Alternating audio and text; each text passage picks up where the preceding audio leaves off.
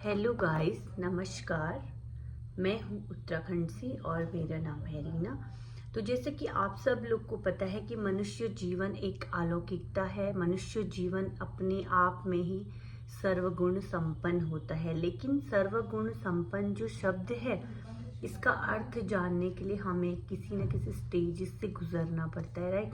तो जितने भी हमारी क्वेरीज होती है, जितने भी हमारे क्वेश्चंस होते हैं, हमें उन सभी का आंसर्स कहाँ से मिलता है, कैसे मिलता है ना। जब हम छोटे होते हैं तो हमारे दिल दिमाग में उथल पुथल होती है, हमारे कई सारे क्वेश्चंस होते हैं जिनका आंसर जो है हमें नहीं मिल पाता है। तब हम क्या करते हैं, धीरे धीरे उन क्वेश्चंस का आंसर जानने के लिए अपनी फैमिली में समाहित होते हैं और अपने पेरेंट्स से पूछना शुरू करते हैं कि ये क्या है, ये क्या है, और बेसिकली उस क्या का आंसर हमें मिल जाता है। लेकिन जैसे जैसे हम लोग बड़े होते हैं तो हम और विस्तारित रूप में इस दुनिया को जानना चाहते हैं, अपने जीवन को जानना चाहते हैं, बहुत सारी क्वेरीज होती है। तो फिर हम क्या करते हैं, धीरे धीरे धीरे पढ़ना शुरू करते हैं, अनुभव लेना शुरू करते हैं, फिर भी हमारी क्वेरीज जो है पूरी नहीं होती है। लेकिन जितने भी हमारे महात्मा हैं, हमारे धर्म गुरु हैं, ज्ञानी लोग हैं, साइंटिस्ट हैं, वो हमें क्या बोलते हैं कि हम लोग जो है 3 तरीकों से अपनी क्वेरीज को पूरा कर सकते हैं। अपने प्रश्नों का उत्तर हम जान सकते हैं। 3 रास्ते हर कोई बताता है: ज्ञान योग, कर्म योग और धर्म योग। यानी कि या तो हमें इतना ज़्यादा पढ़ना पड़ेगा, ज्ञानी हमें होना पड़ेगा, तब हम जो है अच्छे वे में अपने आंसर्स को ढूंढ सकते हैं। या तो हमें धर्म का रास्ता अपनाना पड़ेगा प्रॉपरली, तब हम अपने जो है क्वेश्चन का आंसर ढूंढ सकते हैं, या तो हमें धार्मिकता को अपनाना पड़ेगा। तो ठीक ऐसे ही मेरे दिमाग में, दिल में भी बहुत सारे क्वेश्चंस थे, लेकिन लाइफ में ऐसा कभी मौका नहीं आया कि मैं इन सभी रास्तों को समझ सकूं। लेकिन जब मैं अपना काम करती थी तो काम करते समय मैं हर बार कोशिश करती थी कि मैं कंसंट्रेट रहूं, और उस चीज़ को पता नहीं मेरे अपने आप दिमाग में आ जाता था कि ये चीज़ क्या है और ये क्यों हो रही है। तो बेसिकली मैंने उस चीज़ को समझना शुरू किया, कर्म योग को, कि कर्म योग है क्या चीज़। तो कर्मयोग सबसे पहले हमें बोलता है कि कर्म करो और फल की चिंता ना करो। यानी कि हम जितने भी कार्य दिन में करते हैं, उन सभी कार्यों को हमें समझना है। 24 घंटे हम कुछ ना कुछ करते रहते हैं, राइट। कुछ ना, सुबह उठ के हमारी दिनचर्या प्रारंभ हो जाती है और उसी दिनचर्या को हमें बेसिकली समझना है। यही हमारा कर्म योग है। तो आज जो है मैं भी अपना कुछ काम कर रही थी। बेसिकली मैं काम तो करती रहती हूँ, लेकिन कुछ कुछ काम करते समय ऐसा होता है कि अचानक से दिमाग में आता है कि यार ये चीज़ है कैसे, ये काम कैसे करता है ना। तो बस वही चीज़ें हैं कि मैंने आज जब झाड़ू पोछा लगा रहे थे अपने फ्लोर में, तो यू कैन सी है, यहाँ पे मैंने एक अपना जो है वॉल स्टिकर चिपकाया हुआ है, जिसमें मैं आपको थोड़ा क्लोजली दिखा देती हूँ। ये देखिए, जिसमें मैंने बहुत सारी चिड़ियाएँ हैं इसमें, one of the favourite of mind. तो there have 3 categories of boxes जिसमें कि चिड़िया जो है बंद है। This is a circle, and ये ऐसे कुछ चौकोर टाइप का है, और इसमें एक खंबा है, और ये पूरा पिंजरे के आकार का है। अगर आपको ये दिख रहा है प्रॉपरली तो ये पिंजरे का आकार का है।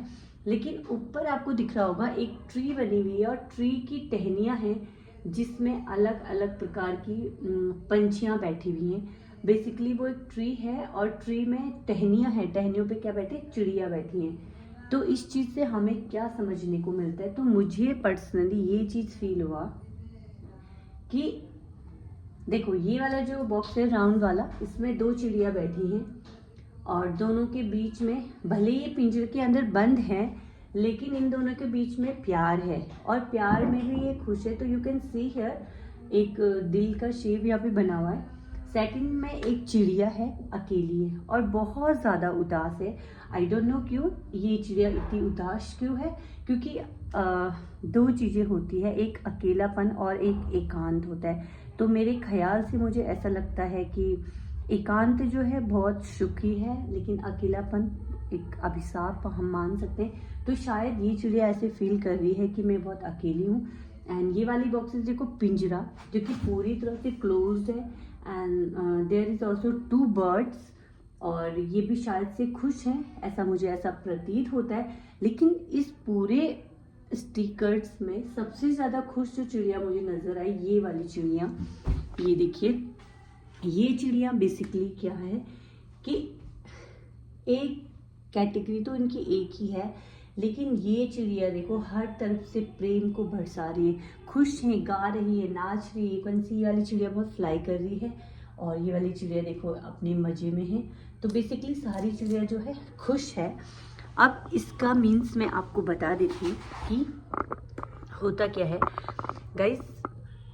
एकांत और अकेलापन, देखो एकांत क्या है? एकांत वो है कि जब हम अकेले तो हैं लेकिन खुश हैं, हमें महसूस हो रहा है कि yes we can joy, we can eat, we can feel everything, उसे बोलते हम एकांत।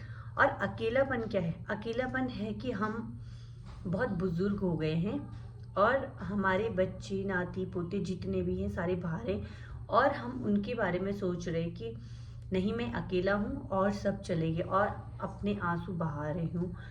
आंसू तो हमारे एकांत में भी बहते हैं, लेकिन एकांत में जो आंसू बहते हैं वो बेसिकली खुशी के आंसू होते हैं, इमोशंस के आंसू नहीं होते। हमें किसी ना किसी के प्रति प्रेम प्रकट कर रहे होते हैं। तो जैसे कि मैंने आपको बताया कि जो बर्ड्स हैं, वो जो ट्री में जो बर्ड्स बैठी रहती है वो क्या करती है? गाना गाती, चहकती है, महकती है, एक पेड़ से दूसरे पेड़ में जाती है और दूसरे पेड़ से तीसरे पेड़ में जाती है। बेसिकली वो बहुत ज़्यादा खुश होती है क्योंकि उनके राउंड में क्या है? स्वतंत्रता होती है। उनको ऐसा फील होता है कि मैं गा भी सकता हूँ, मैं नाच भी सकता हूँ, मैं कुछ भी कर सकता हूँ, तो वो बहुत ज़्यादा खुश होते हैं, है ना? तो क्या अब क्वेश्चंस जो मेरे माइंड में आया कि क्या मनुष्य जीवन को इतना स्वतंत्र छोड़ना चाहिए कि वो एकदम खुशी फील करे, ये एकदम महके, एकदम चहके। तो मुझे लगता है, और जितना मैंने पढ़ा है, कि क्या हमें फॉलो करना चाहिए कि जब आप बच्चे हो, जब आपके बच्चे बिल्कुल छोटे हों, तो उन्हें बहुत ज़्यादा प्यार देना चाहिए। जैसे कि सभी संत महात्मा ज्ञानी साइंटिस्ट सब यही बोलते हैं कि स्टार्टिंग की जो 6 साल है वो बच्चों को बहुत ज़्यादा प्रेम दो, और 6 के बाद जो भी 12 साल तक उन्हें थोड़ा सा डांट कर रखो, और उसके बाद फिर उनसे फ्रेंडशिप कर लो। तो शायद ही जीवन का एक जो कॉम्बिनेशन होता है वो उभर कर आए। और स्वतंत्रता ठीक है, बच्चों को देनी चाहिए, लेकिन कई बार क्या होता है कि स्वतंत्रता भी हमें कभी कभी भारी पड़ देती है। तो बच्चों को वही स्वतंत्रता दे जो कि आपको लगता है कि हाँ मुझे देना चाहिए, जो आपको कमी फील हुई कि आपके पेरेंट्स ने आपको नहीं दी, और अगर आपको मिली होती तो आप ये कर सकते हैं ना, राइट? तो आप अपने बच्चों को वो स्वतंत्रता दें। तो कर्म योग को समझने के लिए हम बेसिकली छोटी छोटी चीज़ों को वो कर सकते हैं, ऑब्जर्व करके और अनुभव करके उसको देख सकते हैं। तो आज का मेरा अनुभव यही था। आई होप कि आप लोगों को पसंद आएगा, और अगर आपको पसंद आए तो मेक श्योर एक लाइक, शेयर और सब्सक्राइब ज़रूर करें। Thank you so much. मिलूंगी आपसे एक नई वीडियो के साथ। धन्यवाद।